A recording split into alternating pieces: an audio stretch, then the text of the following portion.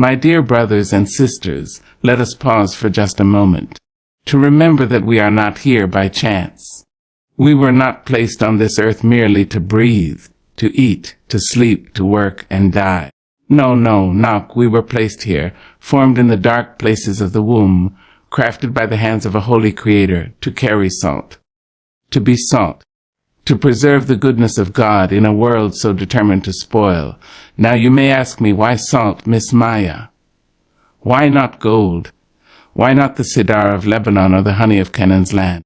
But I tell you, it is not by accident that God chose salt. When God chose salt, he did not simply choose a mineral. No, he chose a message. He chose a metaphor. He chose a mirror to show us who we are. Salt, beloved, is not loud. It does not bang on the table and demand to be known. It does not raise its voice in a crowd. It does not wrap itself in silk or bathe in perfume. But once it enters the room, my Lord, it changes everything. You may not see it, but you taste it. You feel it. You know when it's there. And you most certainly know when it's not. You see, God in all his infinite wisdom looked across the fabric of creation, across the stars, the seas, the cedar trees, the lilies of the valley. And when he chose a symbol to describe you as child, his beloved, his keeper of promise, he chose salt. Not gold, not silver, not oil or fire, but salt. Because gold may glitter, but it can't flavor a thing. Silver may shine, but it cannot preserve what is dying. Oil may anoint, but it will spoil if left unguarded. Fire may warm or burn, but it cannot last in water. But salt, oh my salt, salt holds Steady. Salt enters the storm and stays intact. Salt endures. Salt has no need to boast because it knows its worth. That is the quiet confidence God has placed within you. You are not made to chase applause. You are not shaped to be validated by the crowd. You were formed to change the environment, to enter a room and shift the atmosphere. You were made to preserve what is holy and season what has gone bland. You, child of the Most High, were created with purpose in your bones. Now I know life can try to teach you otherwise. Life can make you feel small, invisible, discarded like a grain of sand beneath someone's shoe. But hear me. Sugar, there is a difference between sand and salt. Sand is the dust of what has been broken. Salt is the essence of what preserves. And God didn't call you dust. He didn't call you dirt. He called you salt. Salt speaks of identity, of sacred identity. You don't become salt by pretending, by performing, or by pleasing. You are salt because God said so, and what God says is. He did not make a mistake when he formed you in the quiet places of the womb. He did not blink or hesitate when he called you worthy. You were wrapped in glory before you ever took your first breath. You were born with flavor, baby. The world may try to dilute it, water it down with fear and doubt and shame. But the truth of who you are is divine. Heaven's fingerprint is upon you, and you don't have to be famous to be powerful. You don't have to be loud to be effective. Just as a pinch of salt flavors a whole pot, so too does your presence carry weight. Your prayers, your love, your strength, they shift generations. Do you know what salt does when it touches something lifeless? It preserves it. Do you know what it does when it encounters something bitter? It balances it. And that is what you do. You are the balance in your family. You are the preservation in your community. You are the one God placed to bring life to what was fading. You are the seasoning in a world that's grown numb. Salt does not disappear. No, darling. It dissolves to become part of the whole. It humbles itself to blend into the meal, but its presence cannot be denied. That is divine humility. That is sacred strength. You don't need to be seen to be significant. You just need to be who God called you to be. But here's the thing. Salt must be pure to be powerful. You cannot carry bitterness in your soul and expect to preserve others. You cannot walk around jealous and angry and expect to sweeten the world. God did not call you to be corrupted salt. He called you to be clean, to be whole, to be holy. That's why life presses you, why trials squeeze you. Not to destroy you, but to purify you. To refine your flavor, so that what you offer is honest and healing. There's a reason salt was used in offerings, child. It wasn't just a spice, it was sacred. It symbolized covenant, loyalty, purity. So when you walk through fire and come out stronger, you are salt. When you hold your tongue and choose peace instead of retaliation, you are salt. When you forgive when you have every reason not to, you are salt. And when you keep showing up day after day in a world that tries to ignore your worth, you are salt. You are chosen. You are holy. You know, people try to tell you who you are. They try to rename you, redefine you, reshape you. But they didn't form you in the dark. They didn't anoint you before birth. They didn't hold your tears in their bottle or sing over you in the night. God did. And he said, "You are the salt of the earth." That means you have value even when no one else sees it. That means you have purpose even when your paycheck says otherwise. That means your identity is rooted in something eternal, not something that fades with time. You are not defined by your mistakes. You are not shaped by your scars. You are flavor.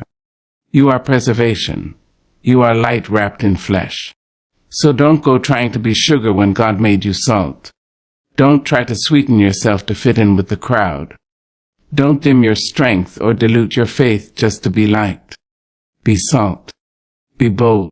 Be real. Be holy. Because when the world grows cold and flavorless and lost, it will be the salt that is remembered. It will be the salt that saves the day. And let me say this. Salt may sting a wound, but that sting brings healing. You may speak a hard truth. You may love with a firmness the world is not ready for. But don't let that stop you. Love anyway. Speak anyway. Heal anyway. Preserve anyway. Because your salt, your sacred salt, is exactly what this world needs. God didn't choose salt by accident. He chose it to show you that something simple can still be sacred. Something quiet can still be powerful. Something unseen can still be everything. He chose salt because he knew that you too would be overlooked, underestimated, and unseen. But he also knew, that you would last, that you would endure, that you would flavor the very world that tried to forget you. So stand tall, child of God, season the earth, speak the truth, preserve the goodness, heal the wounds, and walk boldly in the knowledge that your identity is not in what you do, but in who you are. You are salt, you are chosen, you are blessed, and baby, you were made to last. When we speak of salt, beloved, we are not merely speaking of flavor or function. We are speaking of covenant. We are speaking of promise. We are speaking of the ancient agreements sealed not with ink but with intention, not with paper but with purity. Salt, in its simplicity, carries the weight of eternity. In the olden days, when men came together in holy agreement, when they said, "This is sacred, this is lasting, this is true," they didn't shake hands or sign contracts. No, child, they shared salt. They broke bread. They ate together. Because to share salt was to say, you and I are bound. Our word will not crumble. Our hearts will not change. Salt does not spoil, you see. It cannot rot. And that is why God chose it to represent the kind of relationship he wants with us. Not one that fades with the seasons or sours with hardship, but one that endures. God does not court us with sweet words and then abandon us in the cold. He does not pursue us like a passing fancy. No, he covenants with us. And he says, "I will be your God, and you will be my people. I will not leave you nor forsake you. I will be with you even unto the end." That's not just affection. That's commitment. That's salt. And isn't that what we long for? A love that stays. A promise that does not break under pressure. Oh, we live in a time where people run from vows. We live in a world that says commitment is optional and loyalty is conditional. But God's love, God's promise, it is not dictated by emotion or circumstance. It is rooted in covenant. Think back to the sacrifices of old. When the Israelites brought their offerings to the altar, they did not present them dry. No, they sprinkled them with salt. God commanded it. Every grain represented a holy bond.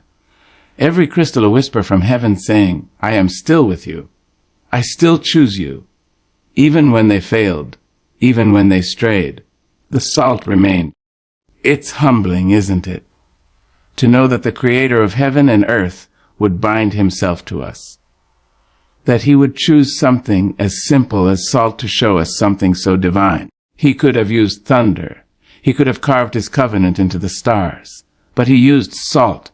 Why? Because salt is daily. Salt is present. Salt is necessary. Just like his mercy. Just like his grace. You don't think about salt until it's missing. And you don't always notice God until you're desperate. But he's been there, quiet, faithful, woven into every part of your life. In every meal. In every tear. In every moment when you thought you wouldn't make it, but somehow you did. That was covenant. That was him keeping his promise. And let me tell you something. Sugar, covenant cuts both ways. If God is faithful to us, then we are called to be faithful to him. This is not a one-sided romance. This is a sacred bond. So the question is not just, will God keep his promise? The question is, will you keep yours? Will you serve him when the blessings stop flowing like honey and start feeling more like drought? Will you pray when the heavens go quiet? Will you trust when the road grows rough? That's covenant. It's easy to be loyal when life is sweet. But salt, baby, salt shows up when sweetness has run out. Salt remains when sugar melts away. That's the kind of faith God desires. Not a fair weather faith, but a salt covenant, steady, preserving, strong. So don't bring God your leftovers. Don't treat him like a side dish, something to sprinkle on when you're desperate. Give him your whole heart, your whole life. Not just your Sundays, not just your public praise. Give him your Monday mornings, your tired nights, your quiet disappointments. That's the salt covenant. And when you stumble, and you will, when you forget, when you fail to love him the way he deserves, don't run from him. Run to him. Because his salt covenant is still active. His promise is still binding. His mercy is still enough. Remember Lot's wife. Oh yes, she became a pillar of salt. Not because she was evil, but because she looked back. She turned toward what God told her to leave behind. And the salt that should have preserved her destiny became a monument to her disobedience. Let that not be our story. Let us be salt that blesses, not salt that hardens. Salt is also used to heal. In ancient times, salt was placed on wounds, not to comfort, but to cleanse. So don't fear the sting, my dear. Sometimes God's covenant love will hurt before it heals. Sometimes he will break what you thought you needed to give you what you truly need. He is not cruel. He is committed. And in your relationships, with your family, with your friends, with your community, model this covenant love. Don't love people based on their performance. Love them based on your promise. Love them like God loves you, salty and strong. Because the world doesn't need more sugar-coated believers. It needs salt of the earth saints. It needs people who mean what they say and say what they mean. People who don't quit when it gets hard. People who don't break their vows. People who know that sacred promises require sacred living. So hold on to your covenant. Cherish it. Protect it. And above all, live it. You are the salt of the earth. Not just a flavor. Not just a function, but a living, breathing, walking testament to a God who keeps his promises. You are his, and he is yours forever. There are things in this world, child, that are meant to last, not because they are strong in and of themselves, but because they are touched by something holy, preserved, covered, held together by an invisible grace that keeps them slipping into decay. And that grace, that holy touch, is salt. Salt has a way of stepping into the spoiling places of life and saying, "Eh no, not today. It has a voice, a presence that whispers over the rot and ruin and commands time to slow down. It enters the place of death and declares life. Long before there were refrigerators or preservatives in jars, before plastic wrap and deep freezes, there was salt. God, in His wisdom, gave humanity a mineral that could keep fish fresh and meat from molding. And when we read the scriptures, we begin to see that God uses salt not just for bodies but for souls. You see, baby, we are prone to perish. We are fragile creatures walking through a world that wants to break us, spoil us, wear us down until we are nothing but dust and despair. The lies of the enemy come like mildew, quiet, creeping until they consume. But God, in His great mercy, steps in with salt. Not just the salt you sprinkle on your plate, no, but the salt of His word, the salt of His Spirit, the salt of truth spoken when the heart is weary, the salt of correction given when the soul is drifting. Salt does not ask permission to preserve. It just does what it was made to do, and so does God. He comes to preserve what would otherwise be lost. He steps into families falling apart and says, "Peace, be still." He moves into minds consumed with fear and depression and gently reminds them, "I have not given you a spirit of fear, but of power, love, and a sound mind." That's preservation. That is why, when Jesus looked at His disciples and said, "You are the salt of the earth," He wasn't giving them a compliment. He was giving them a charge, a holy mission, a call to hold back the decay of this world with their love, their light, and their loyalty to God. Because, child, if we don't preserve righteousness, who will? The world is quick to celebrate what should be condemned and forget what should be remembered. But the people of God, we are called to preserve truth, preserve dignity, preserve decency, preserve grace. Salt may not shout, but it never goes unnoticed. Oh, let me tell you, it doesn't take much. Just a little salt changes everything. Just a kind word spoken in a bitter moment. Just one act of compassion in a cruel world. Just one person refusing to gossip, refusing to hate, refusing to give up. Just one person who says, "I will not let this moment rot. I will preserve the goodness here. I will hold on to what is holy." That's salt. And that's what God is asking of you. Because, beloved, you don't have to be rich or famous to be powerful. You don't have to be loud to be effective. All you have to do is be willing to stand in the gap, willing to preserve joy when sorrow is easier, willing to preserve love when it would be simpler to walk away. Think of the women in your life who kept families together, not with grand speeches, but with seasoned wisdom. They salted their children's lives with prayer. They salted their homes with laughter and truth. They preserved marriages, friendships, and dreams. Not by might, not by perfection, but by showing up with faith that refused to rot. Now, don't get me wrong, salt will sting a wound. But sometimes, baby, we need to feel the sting. We need to be reminded that something is healing. Because salt doesn't just preserve the good, it drives out the bad. It says, "This infection cannot stay. This corruption cannot grow here." So when God speaks truth into your life, when He corrects you, when He convicts you, don't resist it. Embrace the sting. Embrace the preservation. For He is keeping you from spoiling. He is keeping your soul from drifting into places you were never meant to go. He is preserving your purpose. And yes, the world will call you foolish. They'll say, "Why hold on to God when everything around you is falling apart?"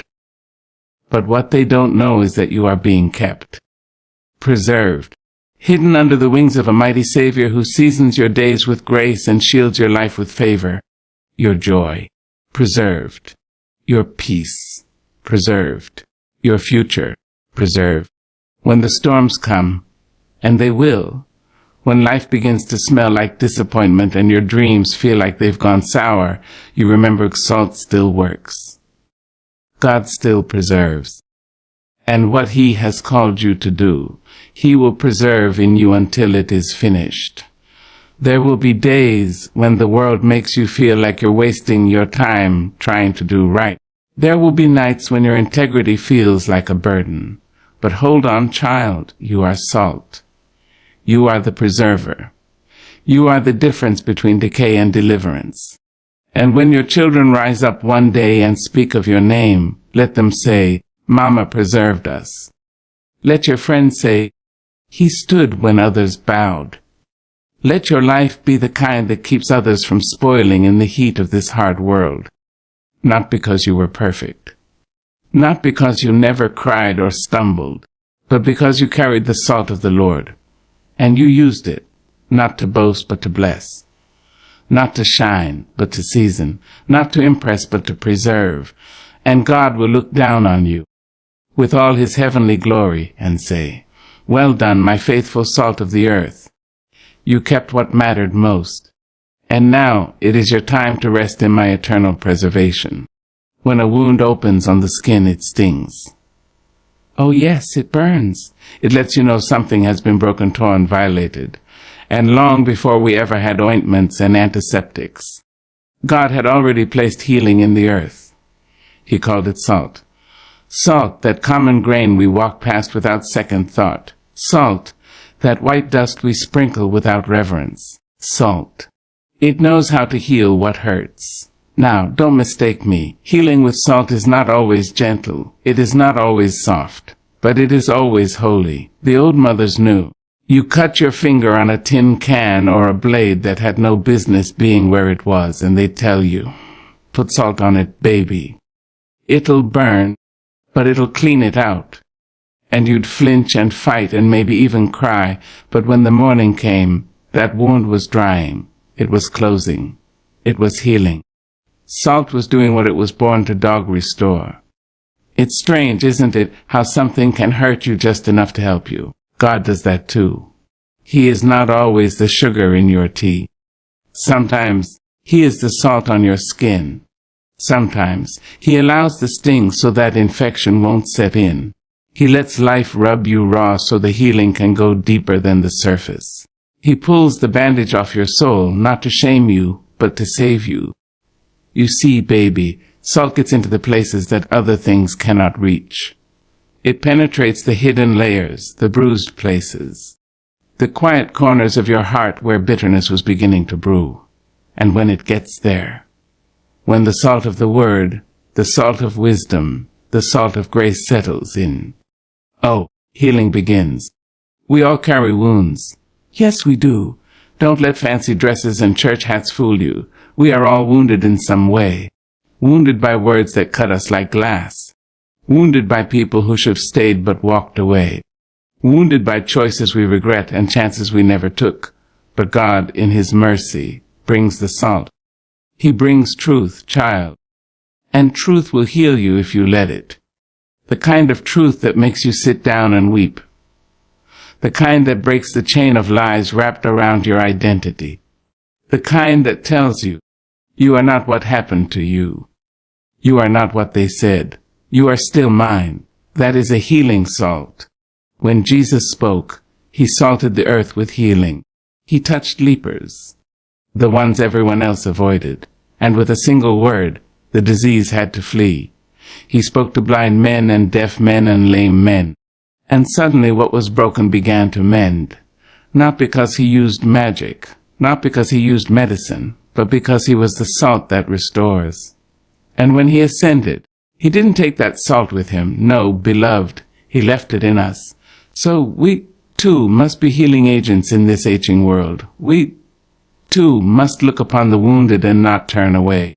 We must carry salt in our speech, kind and wise and steady. We must carry salt in our love, not shallow, not selfish, but deep and healing. We must walk into rooms where hearts are heavy and say, I may not have all the answers, but I've got salt, and I will not let you bleed alone. Because healing isn't always about miracles. Sometimes it's about presence. It's about staying when it would be easier to walk away. It's about telling your sister she's beautiful when the world has called her ugly. It's about speaking dignity back into a man who's lost his way. It's about taking broken people into your arms and refusing to let their wounds define them. That's salt. That's sacred. That's God. And don't forget, child, healing isn't always for someone else. Sometimes the salt must come for you. Sometimes the word cuts. Sometimes the spirit convicts. And you find yourself face to face with your own mess. You find yourself trembling under the weight of grace you know you didn't earn. That's healing too. There's a moment in every believer's life when God begins to scrub, not to punish, but to prepare. He brings salt to the wounds you've hidden under pride. He brings salt to the parts of you that you swore no one would ever touch. And when he does, don't pull away. Don't harden. Let him do the holy work. Let him cleanse what life has contaminated. Let him purge the bitterness. Let him wash away the shame. Because you cannot walk fully into your destiny while limping from untreated wounds. You cannot rise if you're still rotting. So let him salt you. Let him speak to your disappointment. Let him lay his hands on your fear. Let him anoint the dry and cracked places of your heart until joy begins to bloom again, until peace flows like oil down your soul, until you remember that you were never forgotten, never forsaken, only being healed. And when he finishes his work, when your tears have turned into testimony, turn around and find someone else who's wounded. Don't wait for them to look perfect. Don't wait for them to get it together. Pour the salt of your story into their open wounds. Show them that God still heals. Show them that restoration is real, because that is what it means to carry salt. Not just to season, but to save. Not just to flavor, but to fix. Not just to bless, but to bind up the broken. Let your salt be the reason someone believes again. Let your salt be the thing that turns a dying heart toward hope. Let your salt be healing in a world that only knows how to harm. And one day, when you stand before the Father, when all the scars and bruises of this life fall away, may he look upon you with eyes full of fire and say, "Well done, you healed. You helped. You salted this world in my name. And oh, what a glorious day that will be."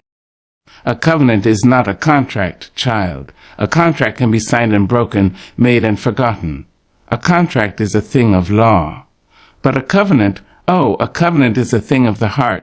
It is forged in fire, sealed in sacrifice, and carried in the marrow of our bones. And when God chose salt to symbolize covenant, he did not choose lightly. No, he chose salt because salt does not spoil, it does not fade, and it does not lie. Salt keeps its word. You see, in ancient times, when people wanted to seal an agreement, they did not shake hands or sign paper. No, they shared salt. They would eat together, bread with salt between them, and that moment meant something. It meant, I will not betray you. It meant, you are now bound to me and I to you. Salt said what the tongue sometimes could not. Salt was the silent witness between souls. And God, who sees the end from the beginning, who knew that we would need something unchanging in a world full of broken promises. God chose salt to remind us that he never forgets his word. He never abandons his people. He never walks away when the road grows rough. He is the God of covenant, and his covenant is kept with salt. He made one with Noah, and he painted it in the rainbow. He made one with Abraham, and he etched it in the stars. He made one with Moses, and he carved it into stone. But when he made a new covenant with us, when he brought us back to himself through the blood of his Son, he made it eternal. He made it unshakable. He made it salty. And don't you think for a moment that salt is a casual thing. No, sugar is casual. Sugar is sweet on the tongue but quick to disappear. Salt, though, salt stays. It lingers. It preserves. It says, I'm not going anywhere. That's what loyalty sounds like. We live in a world that's forgotten covenant. We live in a time where people love you today and leave you tomorrow, where marriages last months and friendships fall apart at the first disagreement. where church folks can sing Amazing Grace on Sunday and curse you with gossip by Tuesday. But God, oh, God is not like man. He is faithful when we are faithless. He is steadfast when we are shaking. His love, child, is seasoned with salt. Salt is the whisper of loyalty in a loud and flaky world. Now you, too, were meant to be salty, not petty, not bitter, not harsh, but salty, faithful, grounded, loyal. You were made to reflect God's kind of love, the kind that sticks through storms, the kind that remembers promises, the kind that shows up, not just when it's easy, but especially when it's hard. Covenant calls for character. Loyalty demands more than feelings. To love with salt is to love without expiration. It is to show up for your sister when her world is falling apart and still be there when the crowd has gone home. It is to forgive your brother, not 7 times, but 70 times 7. It is to love your spouse, not just when they are lovely, but when they are low. It is to walk beside God, even when the path is dark and the answers are few, because your soul remembers the salt. Your spirit remembers the covenant. Do you recall when Jesus told us, "You are the salt of the earth"? He wasn't just talking about being different. He was saying, "You are my covenant people. You are my loyalty in a faithless land. You are the ones who stay when others walk away. You are the flavor of heaven in a tasteless world." But he also gave a warning, didn't he? He said, "If the salt loses its savor, it is good for nothing." Oh, that line pierces me, because it tells me that it's possible to talk like salt, wear the title of Christian, but have no flavor, no loyalty, no covenant at all. So we must ask ourselves, am I salty enough to stay loyal when I'm not applauded? Am I salty enough to keep my word when no one's watching? Am I salty enough to love people who cannot repay me? Am I salty enough to remain faithful to God even when He says wait? Salt without savor is like love without action. It makes a sound, but it don't move nothing. Let your love be salty. Child, let your heart be seasoned with loyalty. In your friendships, in your family, in your ministry, in your daily walk with God, be someone who can be counted on. Be someone who keeps covenant, because the world is starving. Starving for people who mean what they say. Starving for love that doesn't quit. Starving for men and women who won't run when things fall apart. They are starving for salt. Be that salt. And remember this. Salt is humble. It doesn't demand attention. It doesn't shout its presence. It simply gets into everything and changes it quietly. That's loyalty. It doesn't boast. It doesn't ask for a parade. It just shows up every day and does what it was made to do. So stay salty, my dear. Not trendy. Not trendy in faith, flipping between beliefs and preachers like channels on a TV. Stay salty. Not fickle in love. Not loud in pride, but seasoned in grace.